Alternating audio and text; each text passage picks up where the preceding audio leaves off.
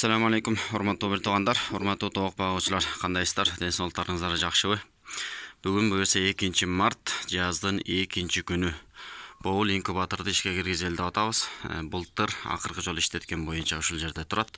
Негизи бул буруудердин ичинде болчу, бирок ал жакта азыр байкасаңыздар, Адлер жатат. Адлердин экөөнү киргизип койдум. Себеби тигил жакта азыр көргөзөм, атаман бар. Ошол атаман аябай буларды кыйнап койду. Кыйнаганда дагы же ишин бүтүрө албайт, же жайына койбойт. Толук жетиле элекпи, же булар даяр боло элекпи, кыскасы кыйкыртып өкүртүп эле байкуштарды кубалап жүрөт. Анан булардын уже шайы кете баштагандан койдуп бул жерге алып келип бөлүп койдум. Азыр өзүнчө жатышат. Калгандары жалаң короздорбу, билбейм, азыр көргөзөм. Билгендер болсо айтып койсоңуздар, ыраазычылык. Анан негизгиси буюрса бүгүн бүт пародалардан салынат. Салынганда дагы 90 негизи 90 жумурткалык инкубатор. Былтыр деле ушул жерде сактагам. Бул пеноплексин ичинде, тоокананын ичинде болгону монтип плет менен ороп койгом. Жакшы болгон былтыр. Анан быйыл деле ошондой болот деген үмүттөбүз. Бул жерде азыр могул лотоктун астында дайыр лоток бар. Толугу менен 30 штук, кыргызча айтканда даана 30 даана бар. Үстүндө 5, 10, 40, 42 штук экен. Бүгүн тууса коштум, кошпосом ошол менен кетти.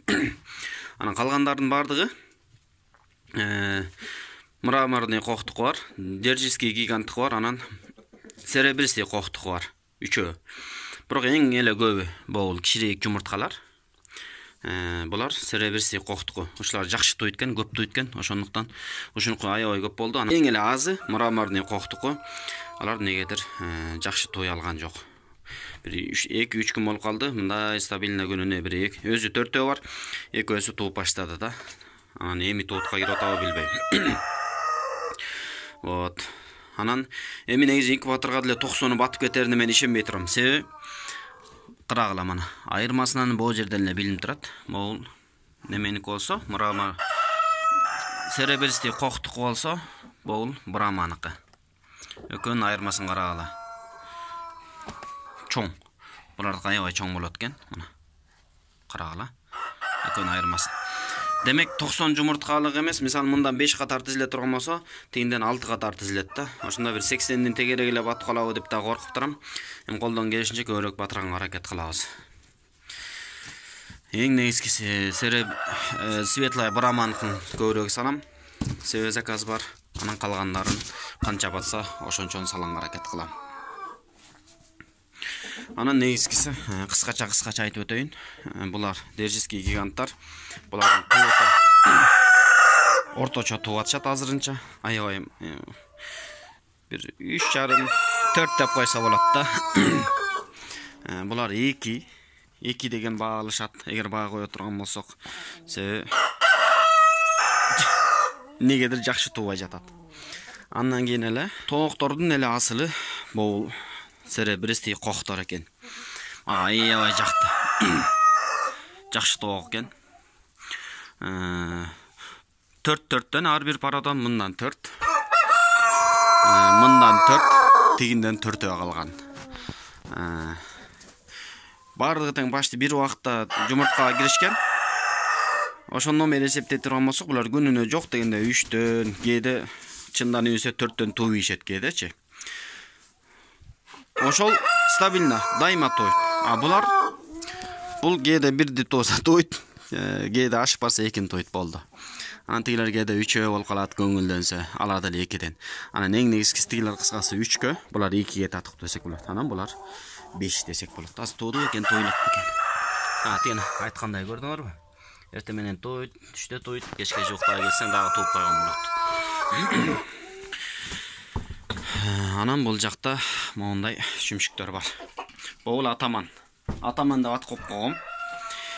Бул 4 айында эле уже кукулдап кыйкырып баштаган. Короз экендиги билинип турат. Анан калгандардын бардыгын карагылачы мана. Ким билет, бир нерсе дей аласыздарбы? Мана неменин спешкасын күйгүзүп коеюн. Жалаң короздорбу же карагыла. Короздорго дейм, билгендер болсо айтып койсоңуздар. Жалаң короз Адлер багып аткандаймын го. деп ойлоп кетип атам.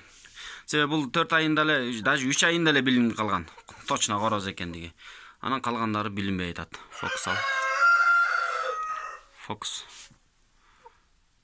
Мына карагыла. Корозбу? Жетигилер тоок болушу мүмкүнбү? Ким билет? Байкагандар болсо айтып койсоңуздар. Анан инкубаторду негизи азыр ушул жерге алып келем.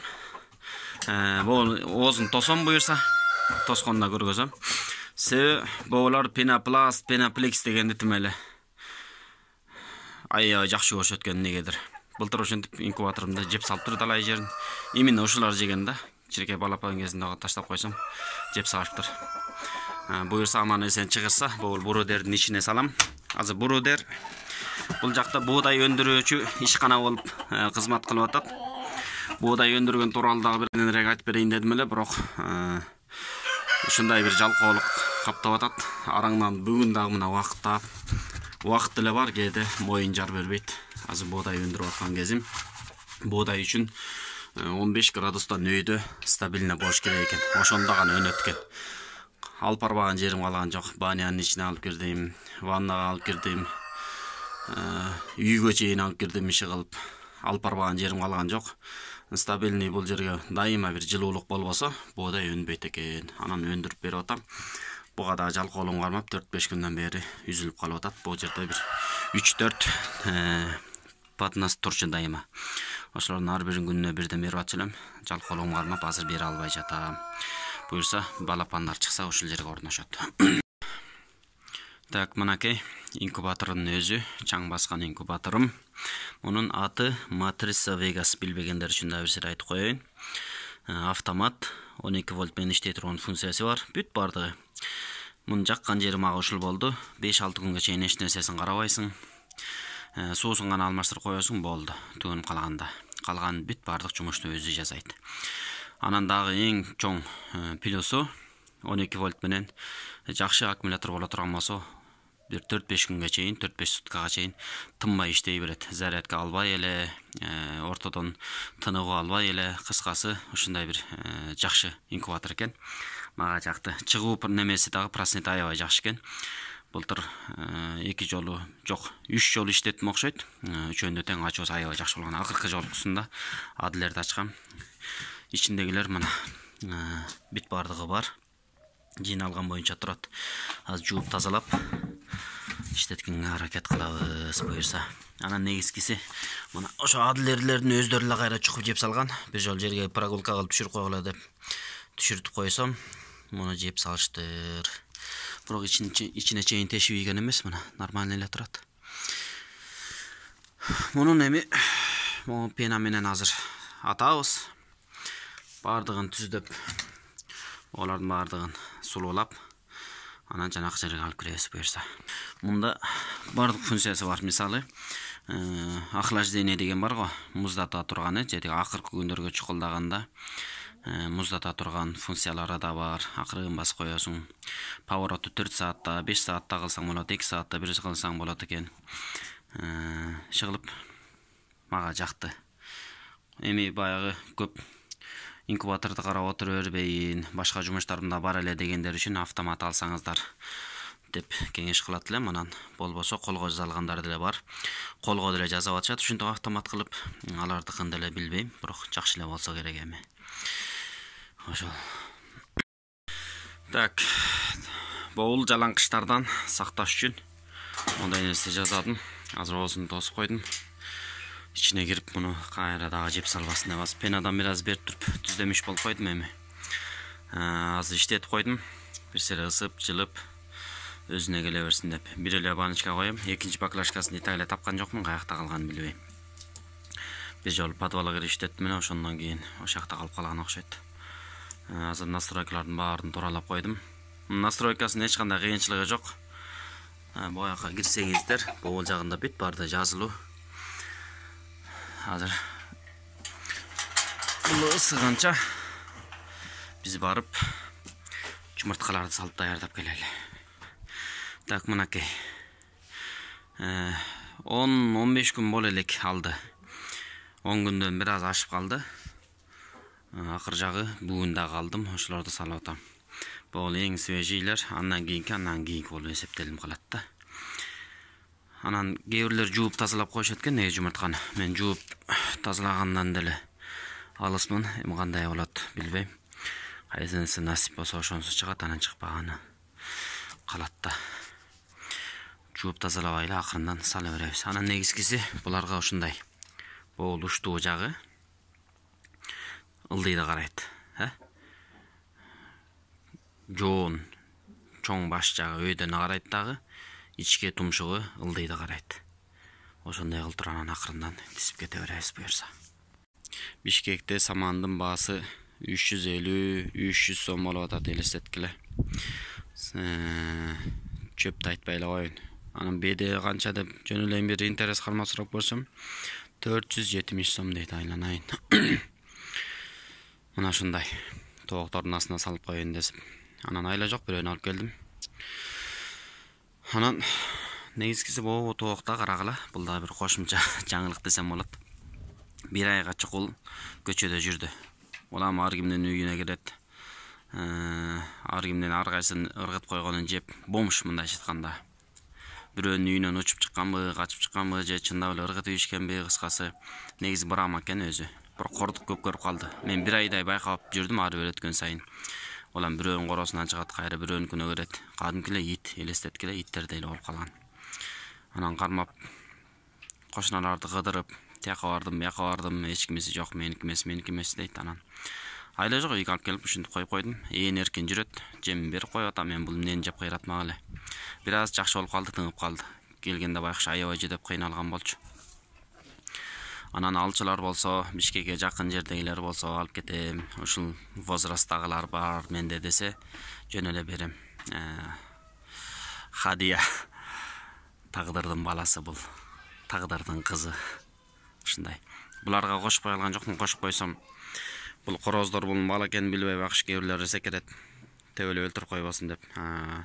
Тооктор болсо чокулап өгөй сүнтөт. Кыскасы эч кимиси батырбай койду. Айла жок, анан ушинтип ээн эркин жүрөт. Жерден ар кайсы нерсени терип жейт. Тигилерге берген жемди бага да берем. Кыскасы жүрөт. Ушундай. Так, туугандар, 87 штук батты санадым. Эгер кичирээк жумурткалар боло турган болсо, андан деле көбүрөөк батчыдан 90-95ге чейин барчыдан. Бирок бураманын жумурткалары чоң болгондуктан бир топ ордун ээлеп калат экен. Анан бул жагы да кичине ыңгайсызыраак болуп калды. Экөө баары бир батпайт экен. Бирөө кенен болуп каткан, анан араларын монтип кадимкидей лоток менен толуктап, кыскасы ар бери кыймылдаганда силкилдеп тиресене болбой, бири-бирине тийип, сынып калбагыдай болуш керек да. Болгон ошол. Мына 87 штук батат экен. Анан берки жанагы адилердин жумурткалары кичинеэк болот эмеспи? Ошолордон салса көп эле батчыдан, алардан буюрса 90дон ашат экен да буюрса. Так, манакей. Жай таптык окшойт сыягы. Так, тиги жагы кирди. Текшеребиз. Дароо эле поворотто кое беребиз. Муну басып турсак кое берет да.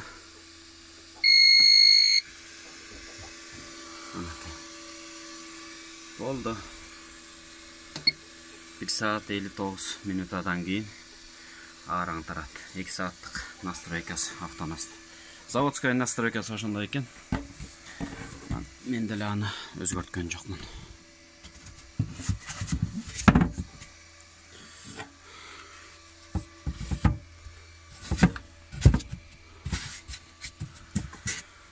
Болду. Таблицаны болсо колдон келсинче кыстарып койгонго аракет кылам, эгер бар болгон болсо, менде сакталган болсо. Болбосо 37-8 менен дайыма турат. Тиги 15-күн, 18 күндөргө чейин. Повороттагы ошол боюнча турат. Нымдуулук орто менен 55 менен калат. Бир ванночка болгондугу үчүн. Анан буюрса ара жолдон эгер маанилүү бир окуялар болуп кете турган болсо, алар менен дагы колдон келишинче бөлүштүргөнгө аракет кылам. Эң негизгиси көбүнчөсү брама болду, андан кийинкиси серебристый кох болду, андан кийин держиский гигант, анан азырагы мраморный кок болду окшойт сиягы. Бүгүнкү бөлүшөйүндөгү маселе ошол. Буюрса, жакынкы күндөрдө дейин тооктордун ар биринин өзүнүн артыкчылыктары, кемчиликтери тууралуу кыскасы колдон келишинче айтып берейин деп атам. Тигил жакта тигине бирөө кокулдап атат. Кыйраткансып. Тигине жана эки-меки иштеп атканым тигил жакта жатышат. Ошол анда кийинки видеолордон жолугушканча аман эсен жакшы туруңуздар. Ассаламу алейкум.